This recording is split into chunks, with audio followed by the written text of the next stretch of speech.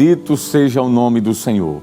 Salmos de número 103, verso 1 e o 2 diz assim: Bendize, ó minha alma, ao Senhor, e tudo que há em mim bendiga o seu santo nome. Bendize, ó minha alma, ao Senhor, e não te esqueças de nenhum de seus benefícios. Este é o texto que eu gostaria de começar este ano de 2025. Estamos iniciando mais uma jornada e a Escola Bíblica Dominical, como sempre, no início fazemos mencionando um texto da Palavra de Deus. E é esse versículo que eu acredito que representa o sentimento do coração de todos nós, de gratidão, de bendizer a Deus por aquilo que Ele fez em nossas vidas no ano de 2024 e acreditamos de que Ele fará neste ano que inicia. Nós estamos dando partida aqui na primeira Escola Bíblica Dominical do ano de 2025. Se Deus permitir, serão 52 escolas como esta. E essa é a primeira.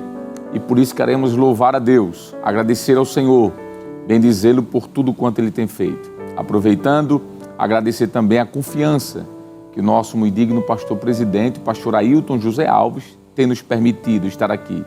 Agradecer também ao nosso superintendente, o pastor Nadi Jackson Saraiva, e louvar a Deus pela vida da Rede Brasil de Comunicação, que tem sido esse veículo abençoador. E eu quero, como sempre, convidar você de perto, de longe, que está participando deste culto conosco, aqui neste domingo de manhã, logo cedo, a estar orando a Deus. Vamos louvar ao Senhor, agradecendo a Ele pelas bênçãos derramadas sobre nossas vidas.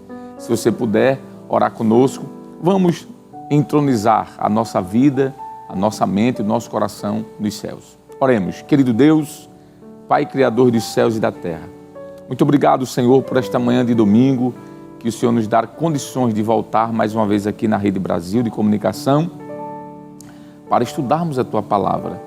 Que Teu Espírito Santo nos ajude, Senhor. Abençoa aqueles que estão neste momento, Pai, impossibilitados de ir à escola dominical e por isso estão nos acompanhando pela Rede Brasil, pelas diversas plataformas digitais. Aqueles que não puderam por motivo de saúde, aqueles que não puderam ir à escola dominical por motivo de trabalho ou questões familiares, mas que Tu sabes, Senhor, que o desejo dos Teus servos era estarem lá presencialmente na escola bíblica dominical. Mas por não poderem, estão nos acompanhando neste momento e por isso Te pedimos, abençoa-os. Veja aqueles, Senhor, que estão em casa detidos por questões pessoais, por questões de saúde ou outras diversas.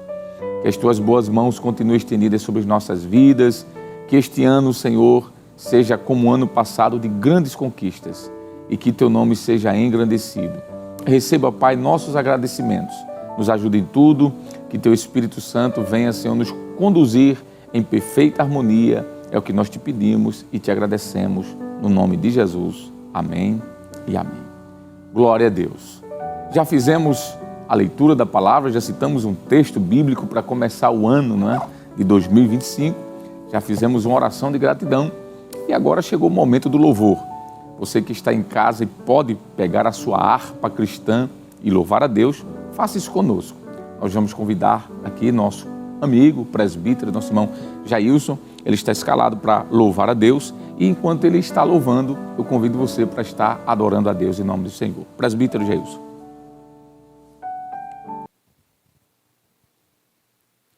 A paz do Senhor, meus queridos irmãos, que bênção, que alegria estarmos aqui reunidos na Escola Bíblica Dominical, na TV, para louvar ao Senhor, engrandecer o Seu nome. Queremos agradecer a oportunidade nesta manhã pelo escalado, também fazer uma menção ao nosso querido pastor presidente. Vamos louvar ao Senhor com os hinos sugeridos na nossa lição da Escola Dominical. O primeiro deles é o de número 306, A Palavra de Deus é um Tesouro.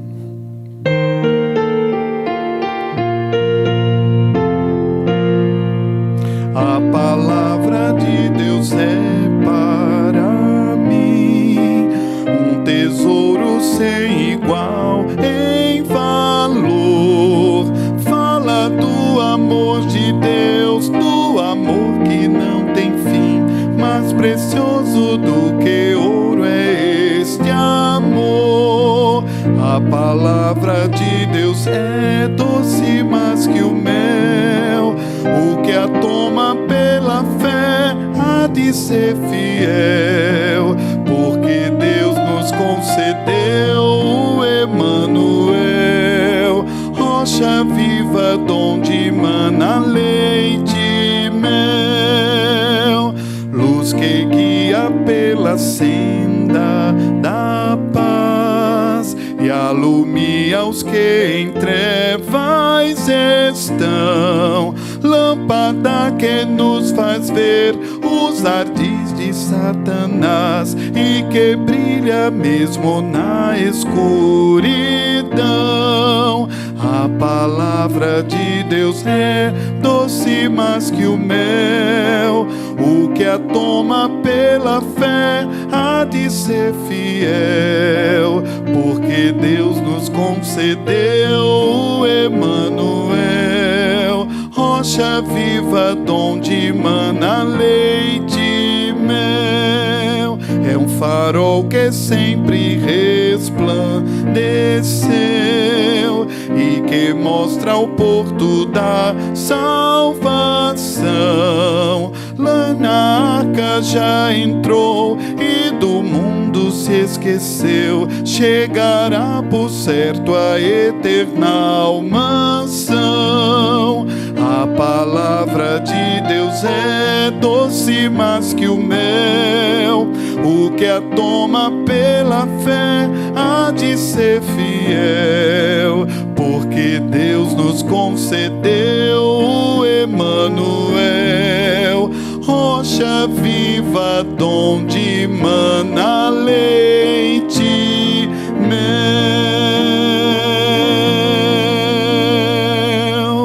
Aleluia, glória a Deus.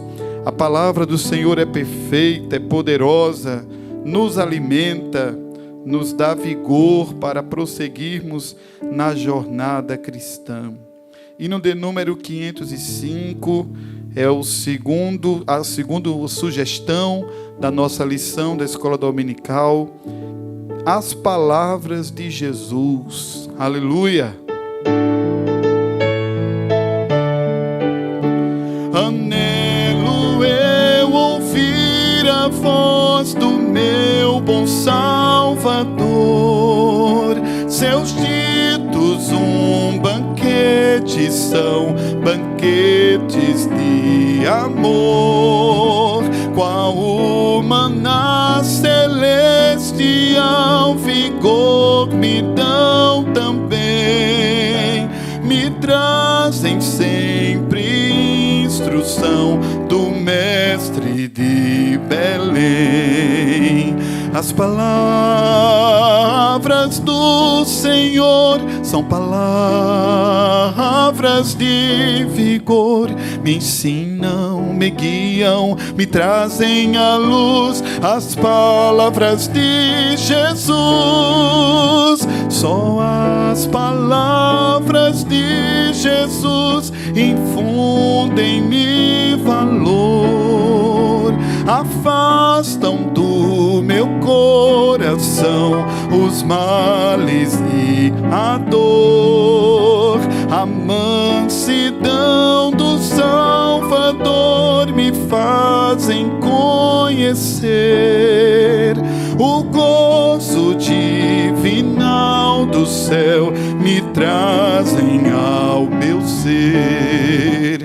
As palavras do Senhor são palavras de vigor, me ensinam, me guiam, me trazem à luz. As palavras de Jesus em todo tempo, meu Jesus, palavras me dirá.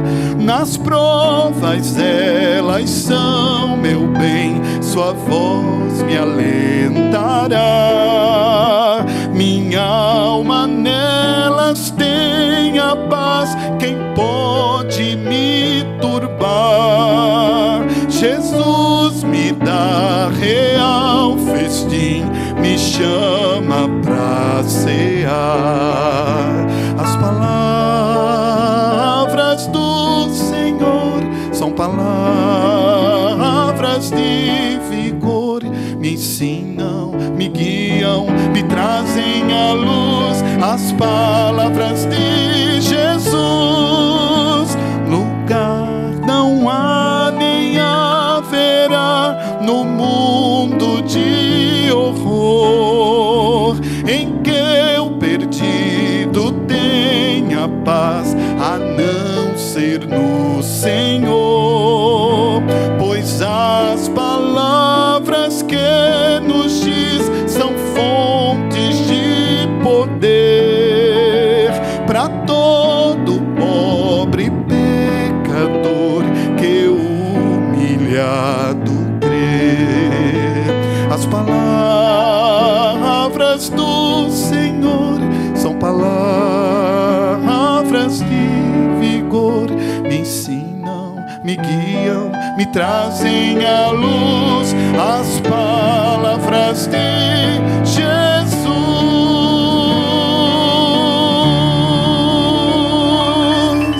Amém. Glória a Deus. Glória a Deus. Que maravilha!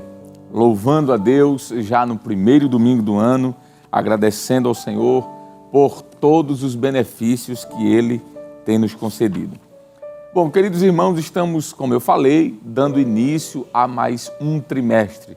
Pela graça de Deus, estamos começando o primeiro trimestre do ano de 2025, que tem como tema geral, em defesa da fé cristã, combatendo as antigas heresias que se apresentam com nova aparência.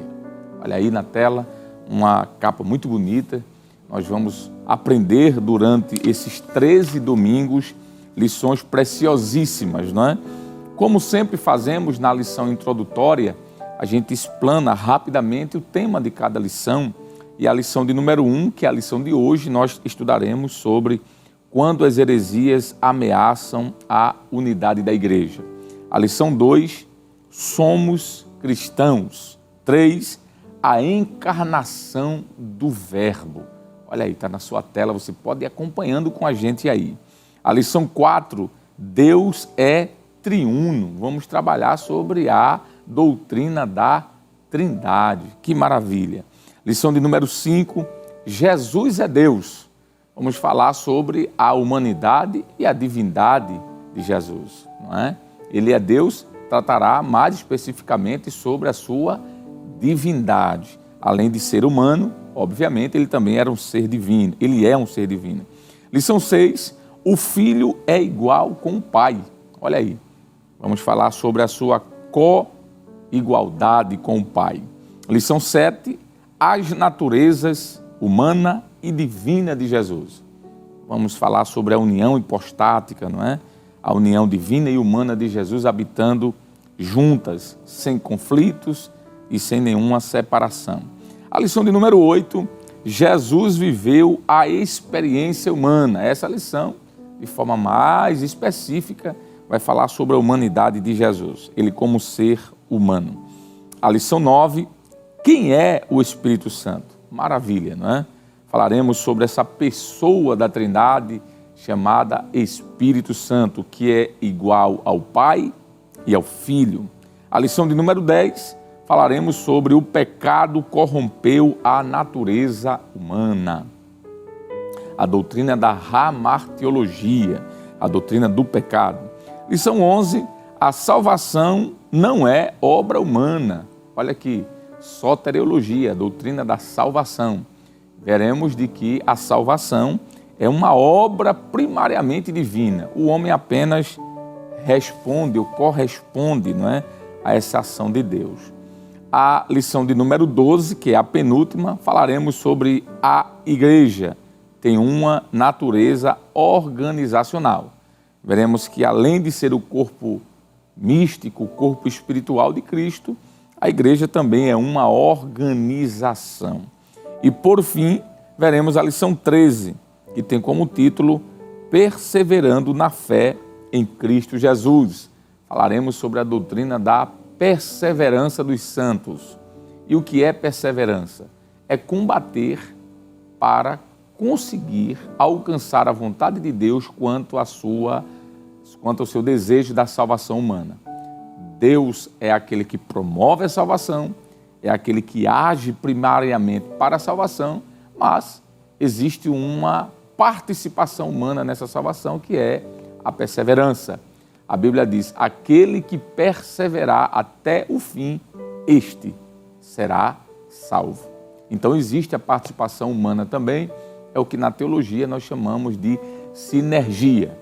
É a união de duas forças, a força divina, Deus agindo em relação ao homem para salvá-lo, proporcionando todos os meios necessários, e o homem, por sua vez, respondendo positivamente a essa ação divina. Então é isso que nós vamos estudar durante o trimestre inteiro. Eu quero aproveitar já essa oportunidade e já lhe convidar a estar estudando conosco todas as lições.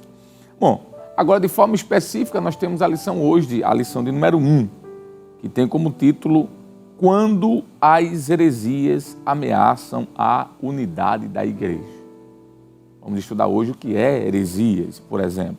O textuário da lição nos diz: Amados, procurando eu escrever-vos com toda diligência acerca da comum salvação, tive por necessidade escrever-vos e exortar-vos a batalhar pela fé que uma vez foi dada aos santos. Judas, versículo de número 3, já que este livro só tem um capítulo. A verdade prática nos diz assim: heresias são crenças e práticas contrárias ao pensamento bíblico que distorcem os pontos principais da doutrina bíblica. Muito bem. Esta lição, queridos irmãos, ela está dividida em 3 pontos ou tópicos, que são, além dos pontos, também os objetivos gerais desta lição. O primeiro é falar sobre as ameaças dos lobos vorazes. Quem são esses lobos vorazes? Não é? Vamos estudar sobre os cuidados pastorais, vamos estudar também sobre a origem dos falsos mestres. E aí chegamos ao ponto 2, que é falar sobre o que é apologética. Veremos a definição da palavra apologética, a defesa que Pedro se refere do Evangelho. Que defesa é essa? Quando ele diz que nós devemos estar prontos a responder com mansidão a respeito da fé, da razão que temos da nossa fé. E depois vamos falar sobre por que devemos estar prontos a combater essas heresias. E por fim, o último ponto da lição vai falar sobre o que são heresias. E aqui vamos estudar sobre o que é uma seita, o que é uma heresia. No Novo Testamento, a expressão aireses, que vem da expressão heresia, o que surge da expressão heresia. E vamos falar sobre o perigo dessas heresias conduzindo à perdição humana. Pois bem, sendo assim, quero vos convidar para a leitura da Palavra de Deus, a leitura bíblica em classe, que está dividida em 3 livros do Novo Testamento. Atos dos Apóstolos, capítulo 20, está aí na sua tela, versículo do 28 ao 31, e também a primeira carta que Pedro escreveu, no capítulo 3, versículo 15 e 16, e por fim, a segunda carta que Pedro escreveu, capítulo 2, verso do 1 ao 3. Vamos ler? Acompanhe comigo. Olhai, pois, por vós e por todo o rebanho, sobre que o Espírito Santo vos constituiu bispos, para apacentardes a igreja de Deus, que ele resgatou com seu próprio sangue.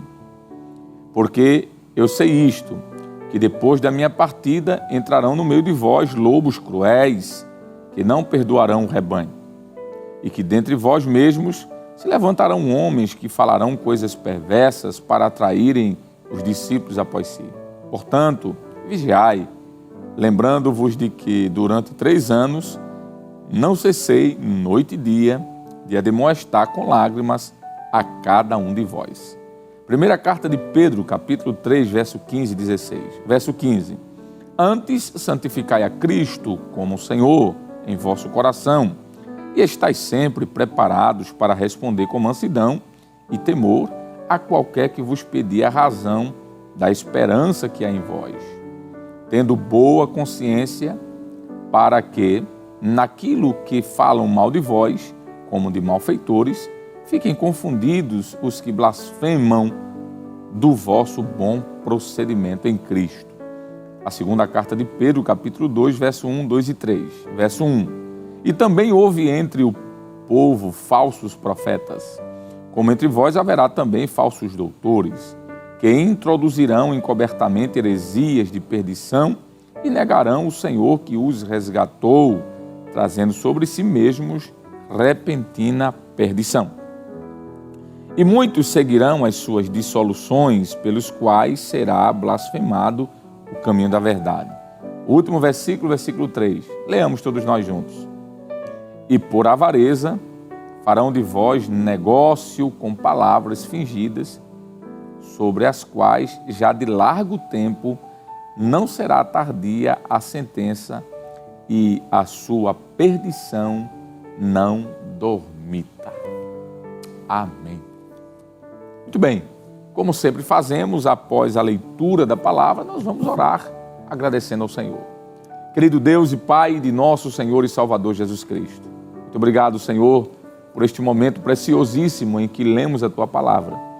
Que Teu Espírito Santo nos ajude e que possamos crescer na graça e no conhecimento à luz das Tuas Escrituras, para que a Tua igreja seja edificada e vidas sejam alcançadas. Muito obrigado por este momento, é o que nós te pedimos em nome de Jesus. Amém e amém. Chegou o momento agora do ofertório, um momento importante. As Escrituras nos dizem de que o ofertar e dizimar é um mandamento. Malaquias 3:10, trazei à casa do tesouro todos os dízimos, para que haja mantimento na minha casa, diz o Senhor.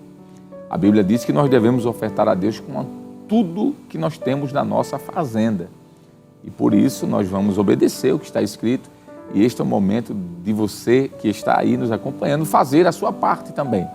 Contribuir para que a obra continue, para que a Rede Brasil continue chegando aí na sua casa, para que a obra missionária continue avançando e que a igreja continue fazendo o trabalho dela aqui na terra. Tem sido escalado pelo nosso pastor, presidente, e também pelo nosso superintendente, pastor Nadi Jackson, companheiro, professor, auxiliar da igreja, professor Jonas Santana. O mesmo vai estar vindo aqui trazer uma palavra sobre a importância dos dízimos e das ofertas e logo em seguida ele vai estar fazendo uma oração por sua vida. Professor Jonas. Meu querido irmão em Cristo Jesus, nós queremos saudar todos com a paz do Senhor e falar da nossa alegria, da nossa satisfação de estarmos aqui na Escola Bíblica Dominical, participando não só de um programa, mas participando de um culto que acontece aqui no estúdio, mas é um culto que também está acontecendo aí na sua casa, está acontecendo também no seu ambiente de trabalho, onde você estiver, Jesus também está aí com você. E você sabe, meu querido e amado irmão em Cristo Jesus, que todo culto tem os louvores, nós já louvamos a Deus, tem a exposição da palavra de Deus, daqui a pouquinho a palavra de Deus será esboçada, explanada e com certeza Deus tem uma palavra para o teu coração. Mas chegamos em um momento também alto e importante do nosso culto, que é o momento da oferta, o momento do ofertório. Deixa eu lhe dizer uma coisa nesse momento, ofertar, dizimar, pagar um voto ao Senhor é um ato de adoração a Deus. Então, olhe para a oferta como sendo um ato voluntário de adorar ao Senhor. E quando Deus vê esse coração aberto, disposto para adorar através dos dízimos e das ofertas, claro que Deus se alegra. E eu quero ler um versículo bíblico com você, que contribui com tudo isso que nós estamos falando. Está registrado lá na segunda epístola aos Coríntios, capítulo de número 9 e o versículo 7. Se você puder, nos acompanhe nessa leitura bíblica. Diz assim a palavra de Deus: cada um contribua segundo propôs no seu coração, não com tristeza ou por necessidade, porque Deus ama ao que dá com alegria. Então faça isso e faça com alegria, faça com dedicação, faça como sendo um ato de adoração ao Senhor. E meu querido irmão, a Igreja Evangélica Assembleia de Deus aqui no estado de Pernambuco, pensando justamente em você que está em outro país, você que está em outro estado, você que está distante. Vem disponibilizando alguns canais que vai facilitar a sua adoração a Deus através dos dízimos e das ofertas. Vai aparecer agora aí na sua tela. E na sua tela está aparecendo o CNPJ da igreja, que é a chave do Pix.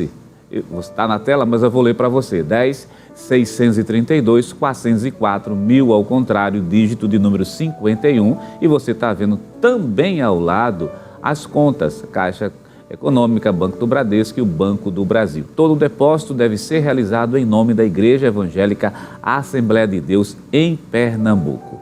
Eu quero convidar você nesse momento para nós orarmos ao Senhor. Vamos orar agradecendo? Vamos orar adorando a Deus? Vamos chegar diante do trono da graça nesse momento?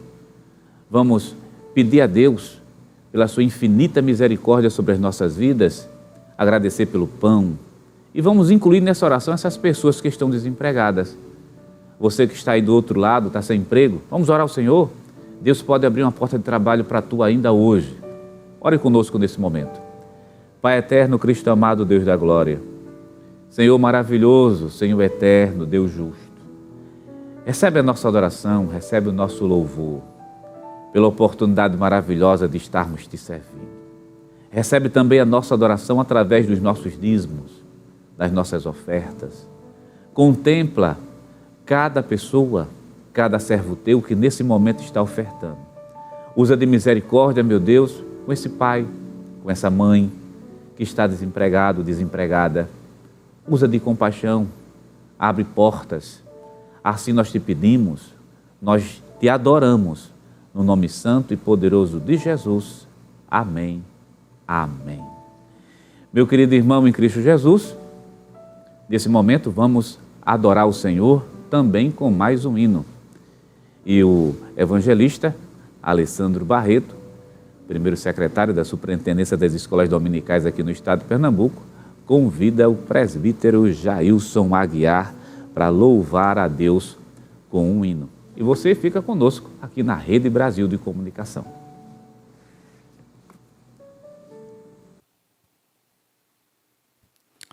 Glória a Deus, vamos louvar ao Senhor. Hino de número 559, Bíblia Sagrada. Glória a Deus.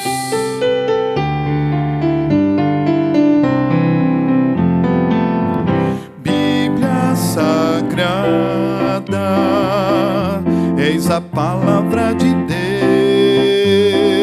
Deus, eis o mapa da jornada dos que seguem para o céu.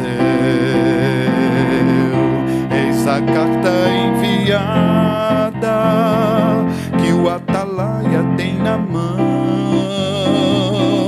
Eis as velas da jangada dos que levam a salvação. Livro de amor, livro que nos dá prazer no Salvador, no Espírito e no saber. Livro bendito, só em ti pode habitar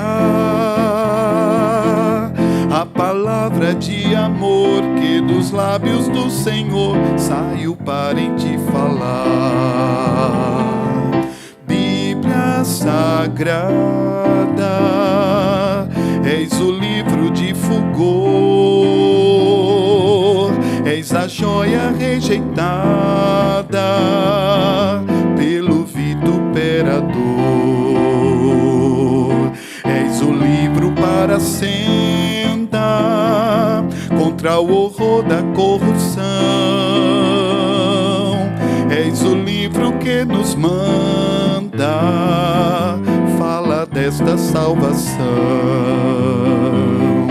Além do véu, estás livro do Senhor, livro do céu, que transforma o pecador. Livro sagrado, bem-aventurado são os que cantam o louvor que registras com amor pela nossa salvação. Bíblia Sagrada, és a luz do meu Brasil, és a lança e a espada deste povo varonil. És dos dedos o brilhante, és do jardim a linda flor, és a luz mais radiante que nos mostra o Salvador. Tu vens de Deus, livro santo de Jesus, dos altos céus, revelaste a nossa cruz. Livro que fala do poder do Salvador, livro que nos revelou como Deus a nós amou, eis a voz do Redentor. Amém. Glória a Deus.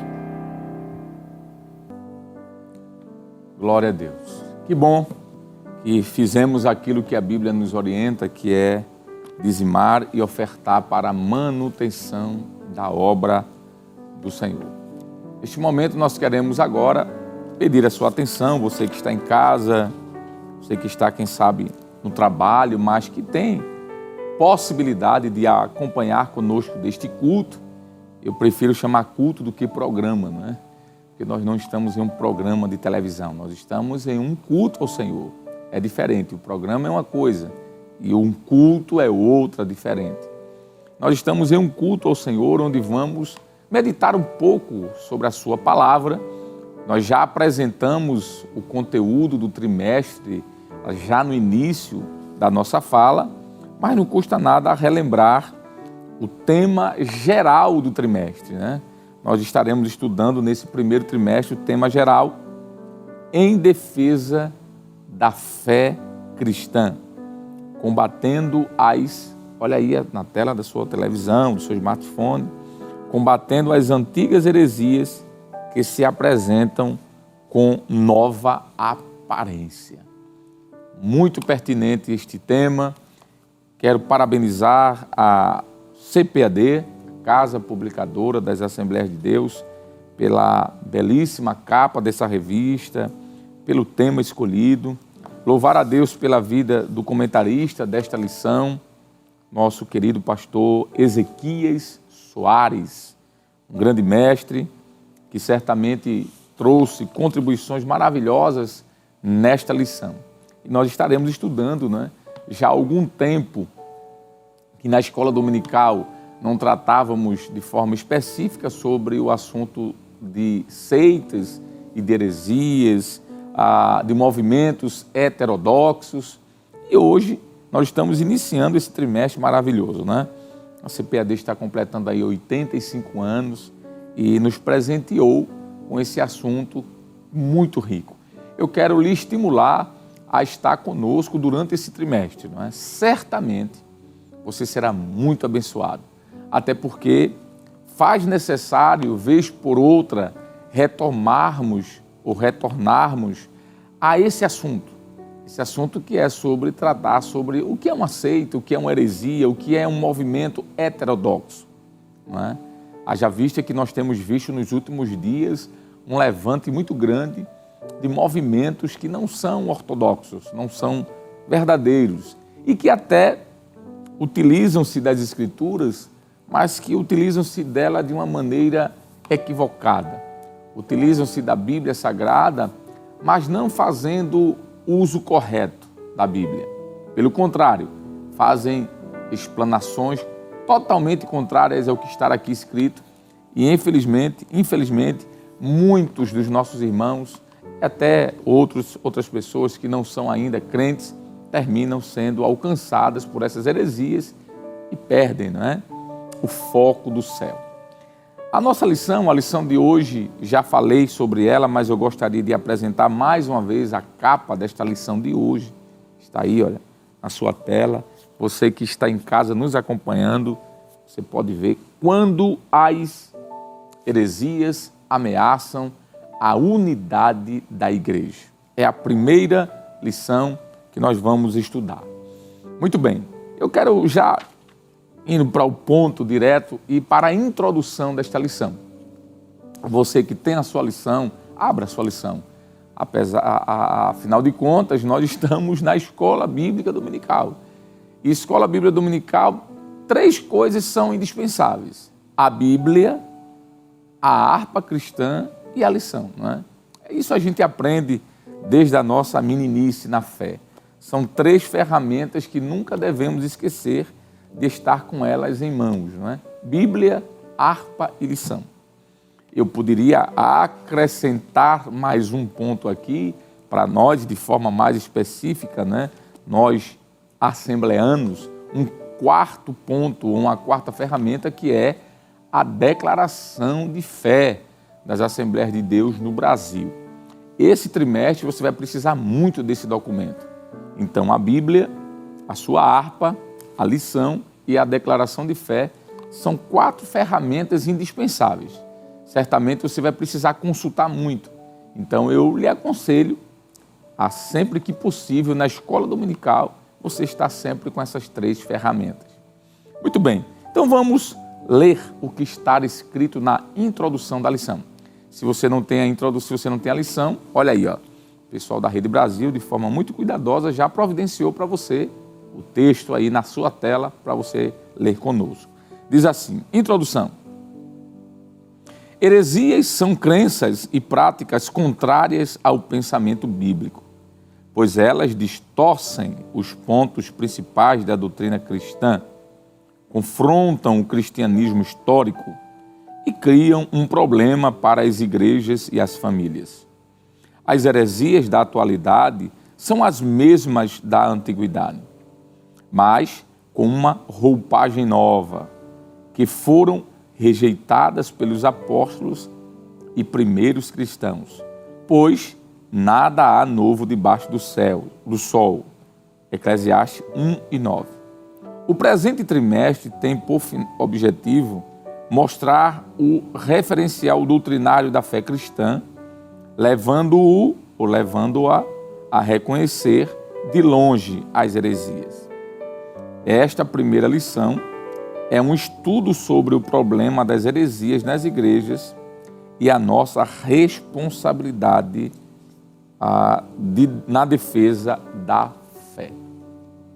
Pois bem, introdutoriamente a gente já percebe de que o propósito desse trimestre é fortalecer a igreja quanto a estar pronta a combater em relação às falsas doutrinas. Infelizmente, nós temos visto um crescimento assustador de movimentos que se dizem até cristãos, mas que na realidade não o são. Movimentos estes que estão apresentando doutrinas contrárias ao que está na Bíblia. E durante esse trimestre nós vamos ser preparados a estarmos prontos, como disse Pedro, a responder a cada um que nos pedir a razão da nossa fé. É alarmante o que nós temos visto na internet, por exemplo, pseudos pregadores, falsos pregadores, que se dizem até mesmo líderes religiosos e que trazem uma apresentação de um conteúdo bíblico totalmente distorcido, né? Negando a doutrina da Trindade, por exemplo, negando a doutrina da humanidade ou divindade de Jesus, negando a doutrina do Espírito Santo, negando a doutrina, por exemplo, da pessoa de Deus, o Pai eterno. São movimentos religiosos que até se utilizam da Escritura, né? Mas que se utilizam dela de uma forma errada, equivocada, distorcendo o texto bíblico para apresentar algo que não é aquilo que está escrito nas Escrituras.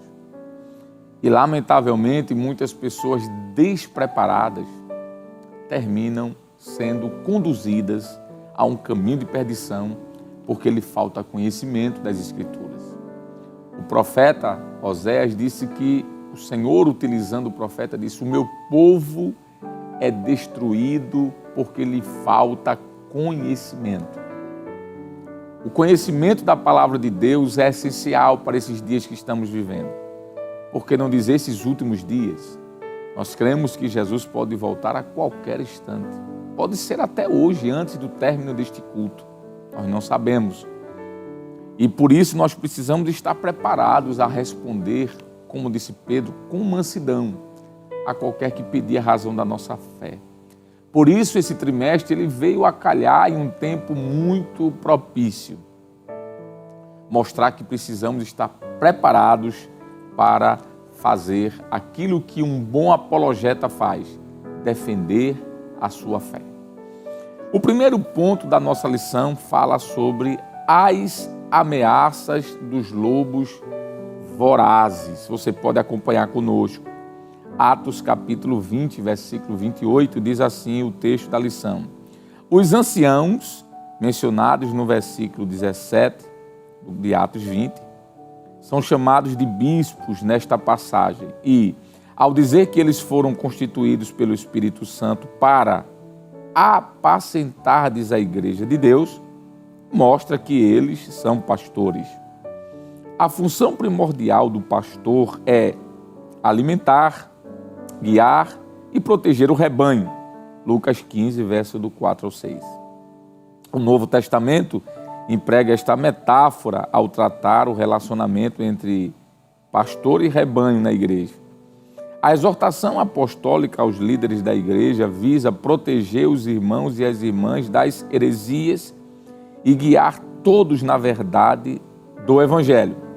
Esse cuidado aparece nos ensinos de Jesus, conforme Mateus 7, do 15 ao 20. Essa expressão que o apóstolo São Paulo utiliza no livro de Atos dos Apóstolos, capítulo de número 20 e o versículo 28, é muito interessante. E eu gostaria de ler este versículo que diz assim, capítulo 20, versículo 28 de Atos. Paulo disse àqueles presbíteros: olhai, pois, por vós e por todo o rebanho sobre que o Espírito Santo vos constituiu bispos, para apacentardes a igreja de Deus, que ele resgatou com o seu próprio sangue. É interessante esse cuidado de Paulo com as igrejas. Ele chega para aqueles presbíteros que exerciam um pastorado nas igrejas e ele diz: olha, tenha cuidado de vocês, mas tenham cuidado também do rebanho de Deus. Ele usa essa expressão, rebanho. E quando nós vamos estudar um pouco sobre essa metáfora do rebanho, a gente percebe que Paulo está fazendo aqui uma comparação da igreja como sendo ovelhas, já que rebanho nos remete à imagem de ovelhas, não é? O que Paulo estava dizendo é que aquelas ovelhas, ou seja, aqueles crentes, deveriam ser protegidos, deveriam ser guardados, guiados, alimentados. É o que está no Salmos de número 23. Davi, como um pastor de um rebanho de ovelhas, ele se utilizou também da metáfora da ovelha e do pastor e do rebanho para ilustrar o cuidado de Deus como o supremo pastor. E ele diz ali naqueles salmos que o pastor cuida, que o pastor alimenta, que o pastor conduz, que o pastor protege, livra. E trazendo para a vida da igreja, é justamente isso que os líderes devem fazer: proteger, guardar. Porque assim como no deserto, as ovelhas, e agora estou me referindo à ovelha no modo literal da palavra, não é? Os animais, as ovelhas, eles precisam de alguém que os proteja em relação aos lobos devoradores. A igreja do Senhor também precisa.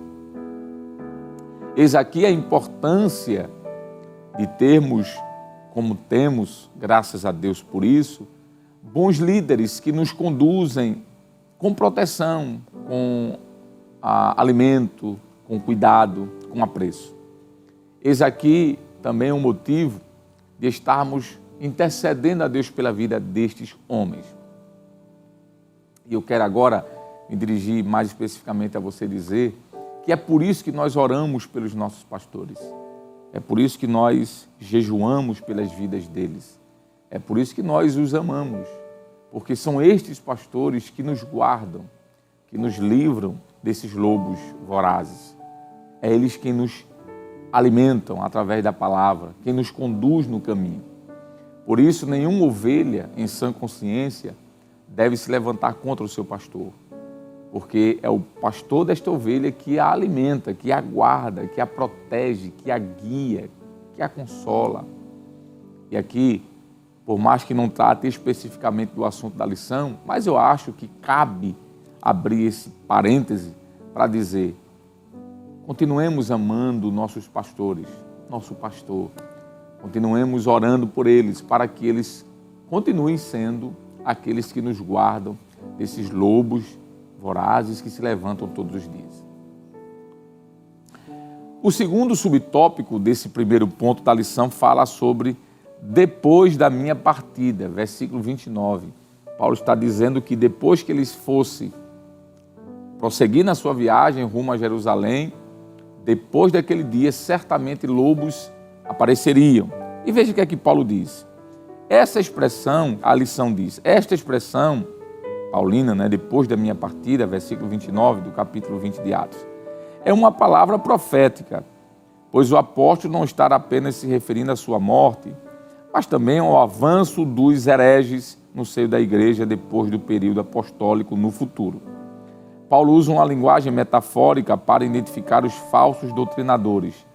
Ele fala de lobos cruéis ou lobos vorazes. Versículo 29, na Nova Almeida atualizada, a NAA. O apóstolo Pedro, depois de ensinar que o Espírito Santo inspirou os profetas no Antigo Testamento, segundo a carta de Pedro, capítulo 1, verso 19 e 21, mostrou que a presença do verdadeiro ensino nem sempre é suficiente para impedir a manifestação do falso. Tanto que, ao falar a respeito dos profetas legítimos dentre os hebreus, ressaltou que também havia entre o povo falsos profetas. E ele continua, como haveriam de surgir com o tempo, no meio da igreja, falsos mestres, segundo a carta de Pedro 2:1. Na verdade, eles já estavam presentes no período apostólico, conforme Gálatas 1, verso 7, Colossenses 2, verso 8 e Judas, verso 4. Muito bem. Esse subtópico nos fala que esses lobos vorazes ou lobos cruéis são pessoas, aqui de forma metaforicamente falando, são pessoas que entrariam no seio da igreja para destruírem as ovelhas, para matarem essas ovelhas. E quando nós olhamos para o contexto do primeiro século, na igreja primitiva, nós vamos perceber que isso foi uma realidade já naquele tempo. Falsos doutores se apresentaram à igreja para ensinarem falsas doutrinas. E Paulo os compara a lobos vorazes, ferozes. É por isso que o apóstolo Paulo, quando escreve sua carta aos Gálatas, no capítulo 1 e o versículo 6 em diante, ele vai ficar surpreso pelo fato de que, apesar dele ter dedicado tanto tempo a ensinar a igreja, infelizmente, mesmo assim, alguns falsos mestres estavam adentrando ali no seio da igreja. E veja o que ele diz no capítulo 1, versículo 6 da carta de Paulo aos Gálatas. Maravilho-me de que tão depressa passasseis daquele que vos chamou à graça de Cristo para outro evangelho. Observe que havia naquela igreja crentes que estavam saindo da graça de Deus, passando, como Paulo disse, né? Da verdadeira doutrina para falsas doutrinas. Paulo continua, versículo 7. O qual não é outro, mas há alguns que vos inquietam. Olha a expressão paulina. E querem transtornar o evangelho de Cristo. Olha aqui, transtornar. Versículo 8. Mas, ainda que nós mesmos ou um anjo do céu vos anuncie outro evangelho, além do que já vos tem anunciado, seja isto anátema. A expressão outro evangelho aqui a expressão outro é heterodoxo, heteros. Heteros é diferente. Outro eugelion, outro evangelho. Paulo está dizendo, olha, se alguém trazer uma doutrina diferente da que vocês já receberam dos evangelhos, que evangelhos são esses que Paulo está se referindo? Aquilo que aconteceu com Cristo, aquilo que foi ensinado por ele, pelos apóstolos, não é? Paulo diz, se alguém apresentar algo diferente, seja isto anátema. A palavra anátema quer dizer maldição. Paulo diz, isso aí vai ser maldição.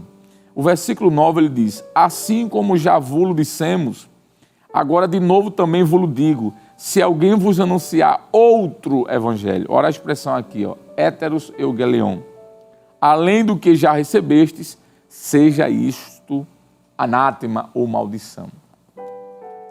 Paulo tratava essa questão das heresias com uma veemência tão profunda que ele disse que isso é maldição. E de fato é verdade. Qualquer pessoa que traga um evangelho diferente deste revelado pelo Espírito Santo, isso além de ser maldição, isso vai trazer maldição para a vida de quem o recebe. Por isso que as heresias são perigosas, porque elas não trazem bênçãos, elas trazem maldições. E esse subtópico é muito importante porque nós vamos perceber que na lição, o pastor Ezequiel Soares, ele faz citações de textos importantes. Esse que eu citei de Gálatas, por exemplo, é um dos textos. Mas ele cita aqui ainda o texto de Colossenses, capítulo 2, versículo 8. Veja o que é que Paulo diz aqui, olha. Tende cuidado para que ninguém vos faça presa sua, por meio de filosofias e vãs sutilezas. Infelizmente, existem pessoas que estão presas, de fato, a doutrinas erradas, doutrinas falsas, a pseudos mestres. Pseudo é uma expressão grega que quer dizer falso, não é? Infelizmente, existem muitos falsos mestres que estão entrando nas casas, sobretudo depois do advento da internet. Isso ficou muito mais visualizado, não é?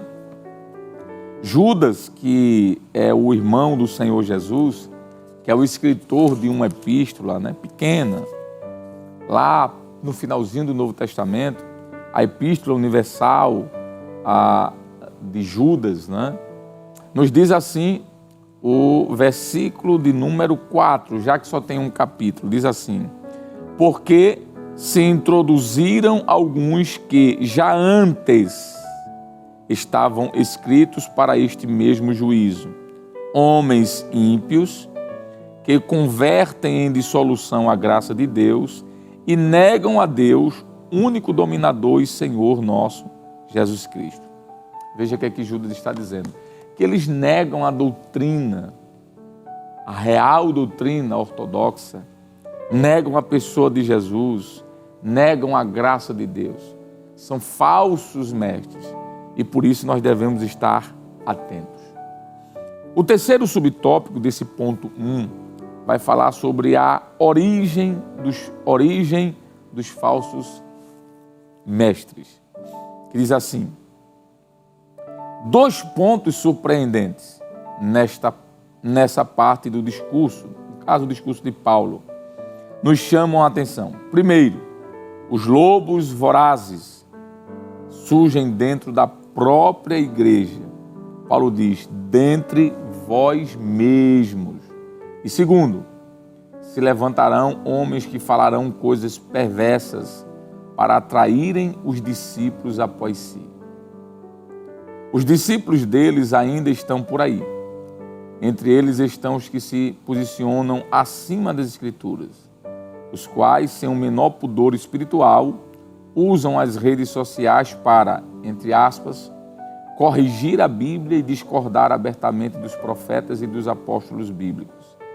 Tais pessoas consideram seus discursos modernos e a mensagem da Bíblia desatualizada. Em razão disso, oferecem um novo evangelho. Segunda carta de Paulo aos Coríntios, capítulo 11, verso 13 a 15. Em face disso, vemos a importância de estudar um campo da teologia denominado de apologética, para orientar os crentes em nossos dias. Observem que a lição está nos conduzindo para um caminho lógico. Qual é o caminho lógico? Primeiro, sabermos que dentre nós, dentro da igreja, se levantam, vez por outra, falsos mestres.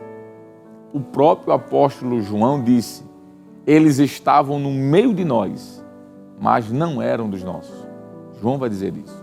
Então, primeira coisa, os falsos mestres geralmente se levantam dentro das igrejas. Esse texto que o apóstolo Paulo escreve no capítulo 20 de Lucas, quer dizer, Lucas escreve, melhor dizendo, o que Paulo fala, não é? Capítulo 20 de Lucas e o versículo 30, é muito interessante essa expressão quando diz assim: e dentre vós mesmos se levantarão homens, e dentre vós. É no meio da igreja, é no seio da igreja que geralmente surgem esses falsos obreiros, esses falsos líderes, trazendo dissensão, ou seja, separação, discórdia entre os irmãos.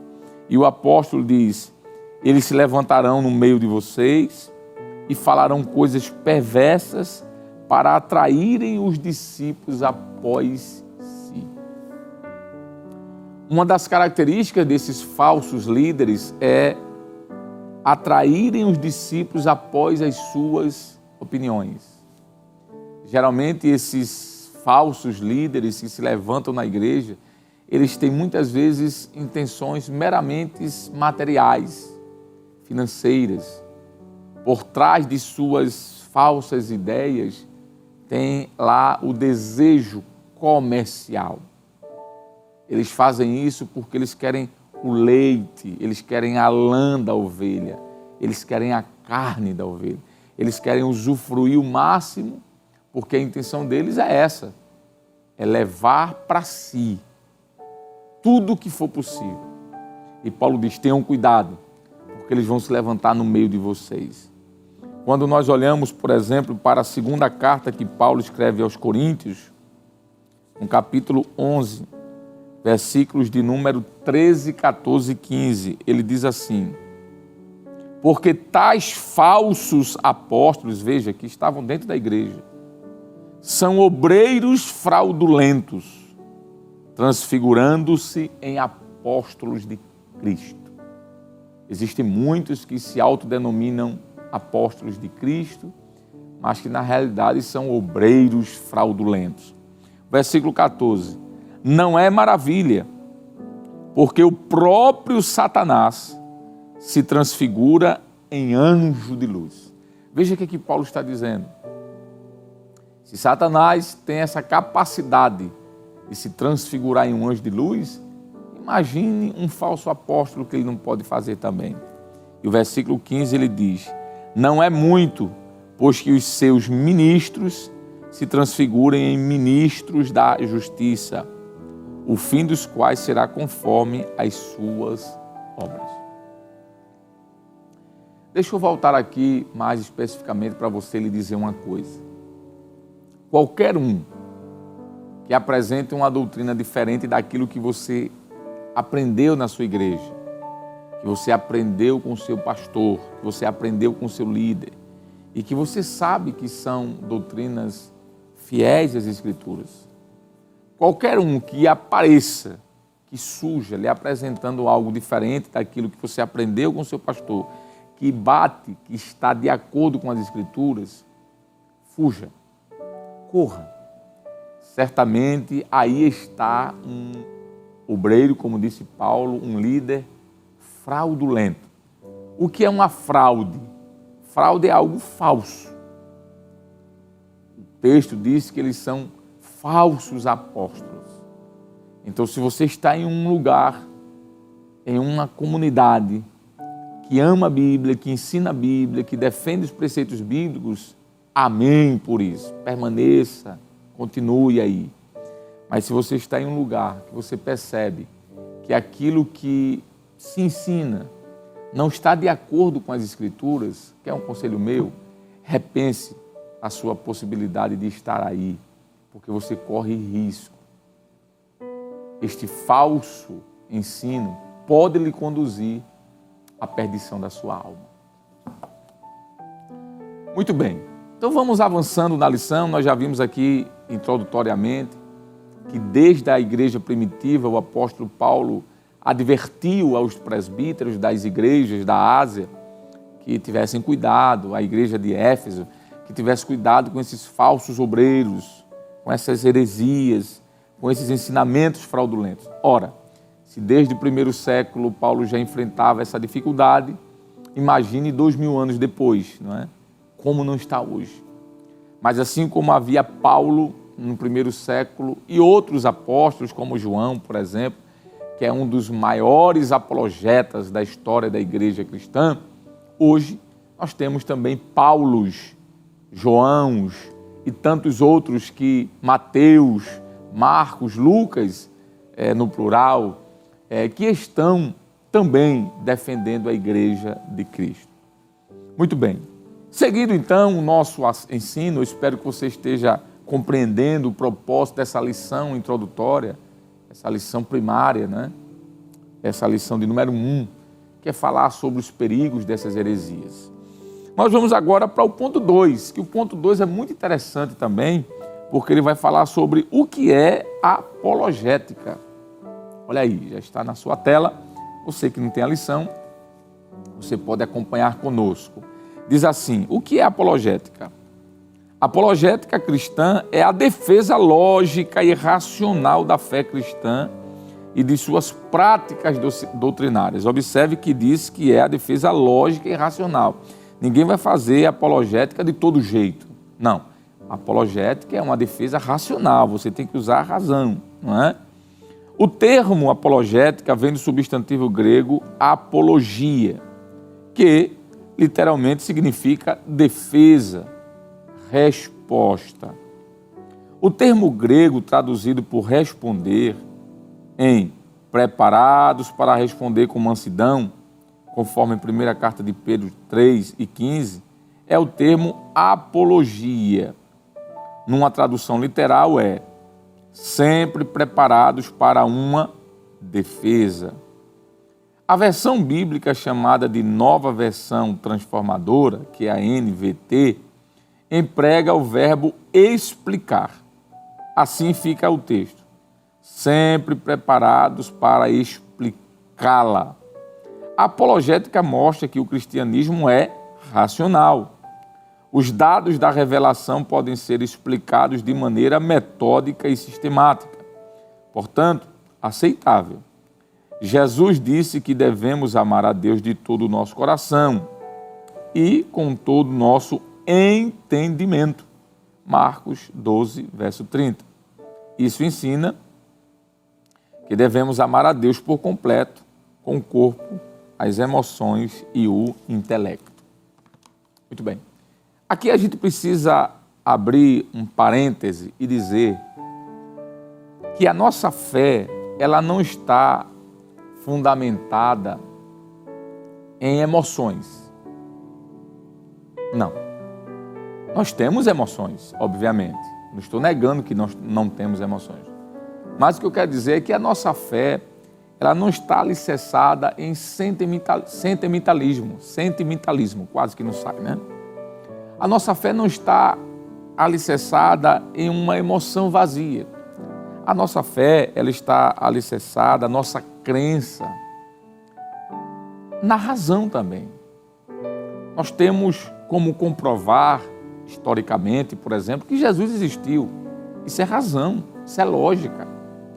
Nós temos como comprovar de forma arqueológica que os eventos das Escrituras, tanto do Antigo quanto do Novo Testamento, foram reais. Ora, nós temos aí achados arqueológicos em abundância que mostram que houve um rei chamado Davi, que houve uma cidade chamada Jericó, que houve a passagem do Mar Vermelho.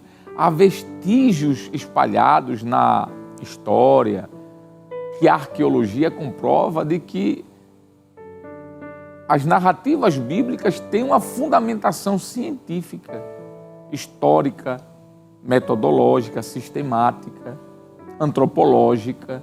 Quando a gente vai estudar, por exemplo, a história da língua ou das línguas, a gente vê que há um tronco comum, como apresentado na Bíblia em Gênesis. Todas as línguas do mundo têm um tronco comum. Quando a gente vai estudar um pouquinho sobre a constituição humana, o DNA, não é?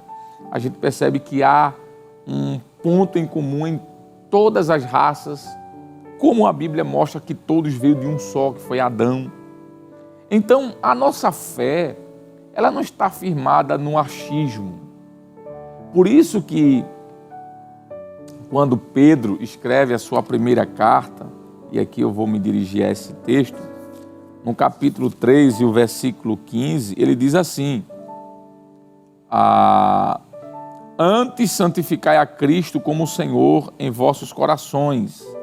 Aí ele diz assim: e estais sempre preparados para responder, e aqui é onde vem a palavra apologia, que é a apologética, responder, defender, a responder com mansidão e temor a qualquer que vos pediu o quê?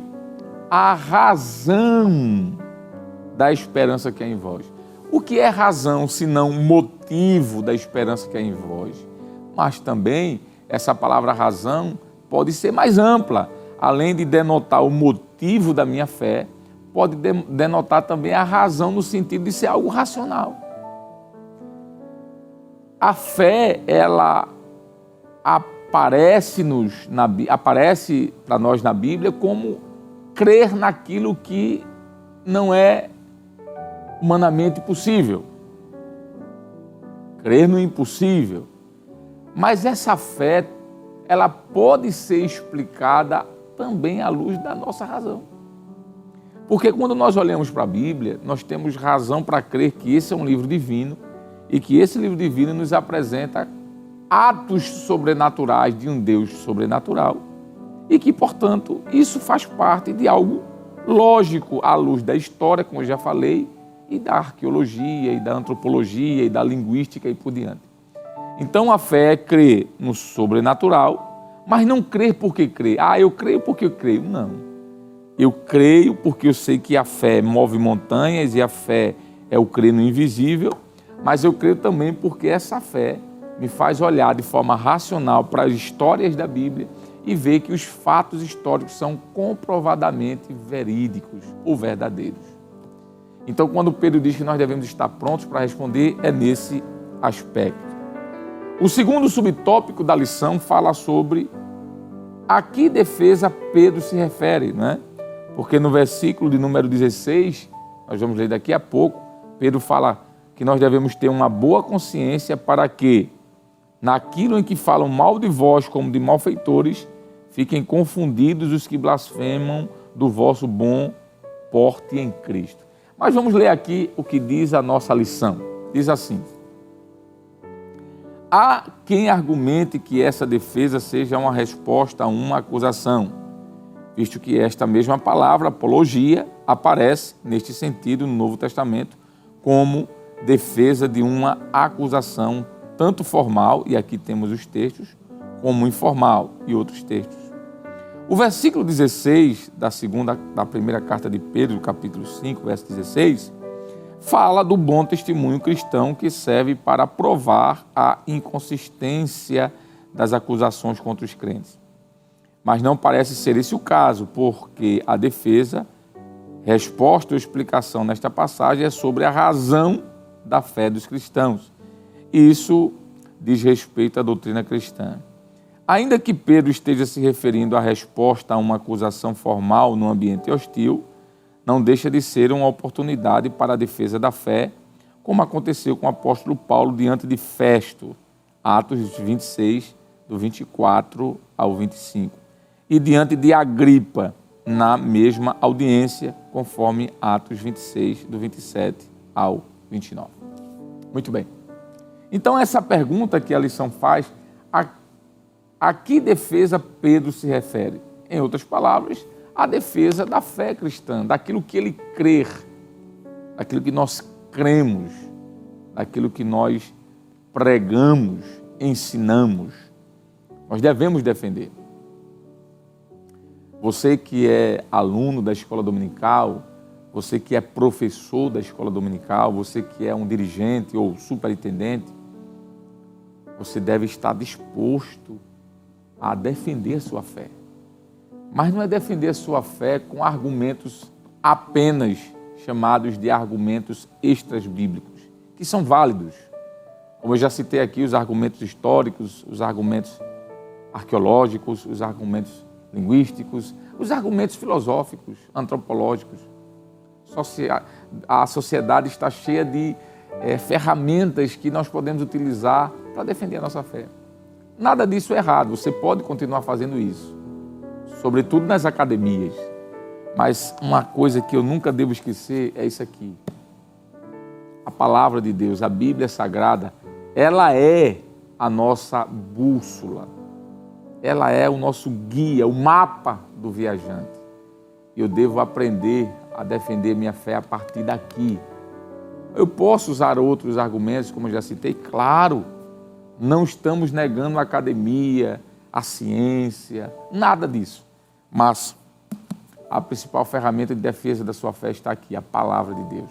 Não deixe ninguém, nenhum doutor, nenhum pós-doutor, nenhum mestre, nenhum acadêmico, tirar isso do seu coração. Você que é um jovem acadêmico, que está aí nas universidades da vida, nas faculdades da vida, enfrentando muitas vezes professores céticos, ateus, professores que têm como objetivo apagar a tua fé.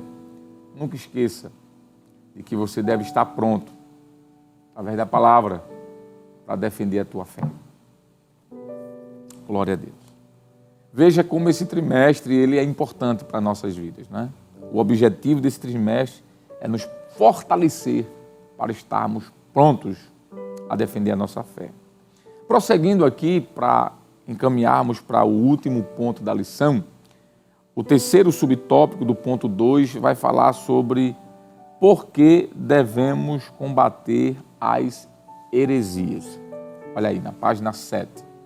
Diz assim: para a defesa própria, 1 Timóteo capítulo 4, versículo 16. Nós devemos combater as heresias, em primeiro lugar, para a defesa própria. Os cristãos devem estar informados daquilo que os vários grupos ensinam e saber a forma de refutá-lo biblicamente. Segundo, para ajudar os outros na compreensão da própria fé, principalmente os que rejeitam pontos fundamentais da fé cristã e muitas vezes de forma inconsciente, pois sabemos que existem muitas pessoas sinceras as quais buscam servir a Deus e precisam conhecer a sua palavra. Tito 1:9. Este debate sobre as crenças deve ocorrer de maneira respeitosa e com argumentos e fundamentos e fundamentação bíblica, respondendo às objeções contra a fé cristã. O êxito desta luta é garantido quando se está nos domínios do Espírito Santo. João 16:13. Muito bem. Eu gostaria de ler esse texto da primeira carta que Paulo escreveu a Timóteo, capítulo 1, capítulo 4 da primeira carta de Timóteo, versículo 16. Veja o que é que o apóstolo Paulo diz aqui. Tem cuidado de ti mesmo e da doutrina. Persevera nestas coisas, porque fazendo isto, te salvarás, tanto a ti mesmo como aos que te ouvem. Observe que quando Paulo fala sobre o cuidado que devemos ter, ele inicia sua fala mostrando que nós devemos ter cuidado de nós mesmos. Tem cuidado de ti mesmo. E depois de ter cuidado conosco, ele diz que fazendo isso, nós vamos ser salvos e vamos salvar os que nos ouvem. Veja a importância da apologética, a importância da defesa da fé, nesse mundo materialista, nesse mundo ateísta, nesse mundo onde o humanismo tem tomado conta das escolas, das universidades, das faculdades, de empresas, funcionários que são proibidos até de portar a Bíblia no momento do seu intervalo. Algumas escolas, inclusive, já combatem os alunos no momento do intervalo, terem um momento ali de meditação das Escrituras. Isso é o sistema anticristão que está cada dia mais se apresentando aí para combater a nossa fé. Mas de maneira educada, de maneira sóbria, mas também firme. Nós devemos responder a essas pessoas dizendo que não vamos abrir mão da nossa fé, não é? É feito Daniel, o livro de Daniel nos diz que Sadraque, Mesaque e Abednego não se curvaram diante daquela imposição absurda de se prostrarem diante de uma imagem, e por isso eles foram lançados na fornalha de fogo ardente, aquecida 7 vezes mais. Mas a Bíblia diz que aquilo não impediu deles permanecerem firmes e defenderem a sua fé. E as Escrituras nos mostram que o Senhor Deus os livrou de todo o mal. Ainda hoje o Senhor faz isso. Ele entra na fornalha com aqueles que defendem a sua fé. Por fim, nós vamos agora para o último ponto da lição, que é o terceiro ponto, que tem como título O que são heresias. Você talvez já tenha escutado essa palavra heresia, mas talvez outros não. Mas o que são heresias? Seitas e heresias. A palavra airesis do Novo Testamento grego é traduzida como seita, e aí tem vários versículos. E a palavra heresias. É verdade que o cristianismo foi também chamado de seita, mas por não cristãos, pessoas que não conheciam as verdades do Evangelho de Cristo e que se opunham a ele. Atos 24, 5 e 14 e Atos 28, 22. A palavra seita é usada para designar as religiões heterodoxas. É um termo já desgastado, trazendo em si, muitas vezes, um tom pejorativo. Por isso devemos saber quando aplicá-lo. Aqui é interessante, porque o texto nos diz, a palavra de Deus nos mostra, lá em Atos dos Apóstolos, capítulo 24. Vamos lá ler esse texto. Eu acho que cabe a leitura e uma explicação desse texto. Atos 24, verso 5, diz assim a palavra de Deus. Temos achado que este homem é uma peste. Isso aqui foi Paulo quando estava diante do tribunal, diante do governador Félix. Aí os seus acusadores, diziam assim, temos achado que este homem, Paulo, é uma peste e promotor de sedições entre todos os judeus por todo o mundo e o principal defensor da seita dos nazarenos. Essa palavra seita dos nazarenos aqui, nazarenos fala por conta da cidade de Nazaré, onde Jesus viveu. E Jesus era conhecido como o Nazareno. Então, seita dos nazarenos é o grupo que seguia Cristo. A palavra seita, ela significa primordialmente um grupo pequeno que sai de um grupo maior. E qual foi o grupo pequeno que saiu de um grupo maior? Foi o cristianismo que saiu do judaísmo. O judaísmo como religião, no período do primeiro século, era um grupo maior. Mas desse grupo maior saiu um grupo menor, que foi o cristianismo, por conta da pessoa de Cristo. Então o termo seita é isso, é um grupo que se separa, um grupo menor de um grupo maior. do ponto de vista da palavra, etimologicamente falando. Só que hoje, como o próprio pastor Ezequiel Soares deixa muito claro na lição, esse termo está muito desgastado. E quando a gente fala sobre seita, logo nos vem à memória um grupo que ensina heresias. E que grupo que ensina heresias é esse? São aqueles que defendem doutrinas contrárias à Bíblia. Ok? Então, esse ponto é importante falar, porque a lição aponta sobre isso, que é uma seita e que é uma heresia. Seita é um grupo, necessariamente aqui heterodoxo ou não, mas que, nesse ponto de vista pejorativo, ensina heresias. O que é heresias? Falsas doutrinas.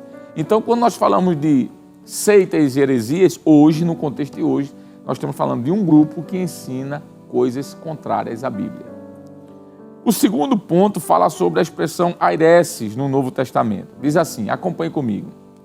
Este vocábulo aparece com o sentido de partido, espírito sectário, e nem sempre representa uma ruptura com um sistema convencional de determinada comunidade. Foi aquilo que eu acabei de falar nesse instante. Os saduceus e os fariseus eram seitas que formavam facções dentro do próprio judaísmo. E a versão bíblica, na NAA, Nova Almeida Atualizada, traduz por partido. Paulo adverte para que não haja no seio da igreja essas divisões, da expressão aireses, que condena as inovações doutrinárias e condena as inovações doutrinárias que causam divisão ou dissensão. E aqui tem alguns textos, como a primeira carta de Paulo aos Coríntios, 11, 19, e Gálatas 5, versículo 20. Então, deixa eu só finalizar aqui dizendo algo sobre esse ponto. Quando a gente fala de seita e heresia, nós estamos falando de um grupo que ensina doutrinas erradas, mas também, sabe o que pode ser uma seita? É um grupo que traz dissensão, é um grupo que traz divisão. Tenha muito cuidado com aqueles que estão produzindo aí de alguma forma divisões no seio da igreja, dissensões, contendas, querelas, porque isso pode configurar também, de alguma forma, um movimento sectário. É o que está aqui na lição. O último ponto, e aí nós concluímos, é o terceiro ponto que fala sobre heresias de perdição. Vamos ler? Segunda carta de Pedro 2 e 1. É nessa passagem que a aireses apresenta o sentido de erro doutrinário como heresia, a heresia, propriamente dita, no campo teológico que nós conhecemos hoje. As heresias distorcem os pontos principais da doutrina cristã no que diz respeito a Deus, a Trindade, o Senhor Jesus Cristo e o Espírito Santo, ao ser humano, à natureza, ao pecado, salvação, origem e destino dos homens, dos anjos, a igreja e as escrituras sagradas. O mais grave erro é quando diz respeito à divindade e interfere na salvação, pois não existe salvação sem Jesus. João 14, verso 6 e Atos 4, versículo 12. Amém. Muito bem, estamos aqui chegando à conclusão e eu quero ler a conclusão da lição que diz assim: os apóstolos responderam aos opositores da fé cristã e lançaram a base da nossa teologia. Todos os escritos do Novo Testamento mostram esta luta acirrada contra as falsas doutrinas. É, pois, tarefa da igreja atual batalhar pela fé que uma vez foi dada aos santos. Judas, verso 3. Finalizamos esta lição com a seguinte pergunta para a reflexão: estamos a fazer pela verdade o que esses agentes da heresia fazem pela mentira? Muito bem, queridos irmãos, espero que você tenha sido abençoado e abençoada. E agora nós vamos chamar o auxiliar e professor Jonas Santana, que tem sido escalado pelo nosso pastor presidente e também pelo nosso superintendente, para estar conosco aqui nesse culto ao Senhor. Nós vamos agora, professor, orar, agradecendo a Deus e pedindo que o Espírito Santo de Deus ajude-nos para que possamos passar esse trimestre aí e crescer na graça e no conhecimento. Sim, Senhor, pastor. Oremos. Senhor nosso Deus, Senhor nosso Obrigado, Pai, Deus.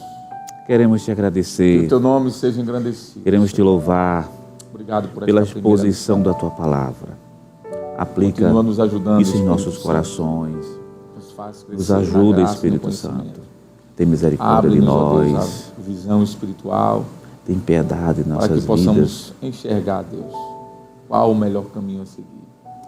Abençoa a tua igreja e que nesse trimestre sejamos ricamente abençoados. E que haja, Senhor, sobretudo, fortalecimento para a tua igreja e crescimento. E que possamos, Sim, Senhor. como disse Pedro, responder com mansidão a razão da nossa esperança. Continua conosco, abençoando-nos, Senhor, abençoa a Rede Brasil de Comunicação, abençoa a superintendência das escolas dominicais, nosso pastor presidente, abençoa o nosso superintendente, a equipe que ali está, Senhor, e nos ajuda em tudo, é o que te pedimos em nome de Jesus. Amém e amém. E que a graça do nosso Senhor e Salvador Jesus Cristo, o grande amor de Deus, o nosso eterno e bondoso Pai, a comunhão e as divinas consolações do querido Espírito Santo estejam sobre todos nós agora e para sempre. Amém e amém.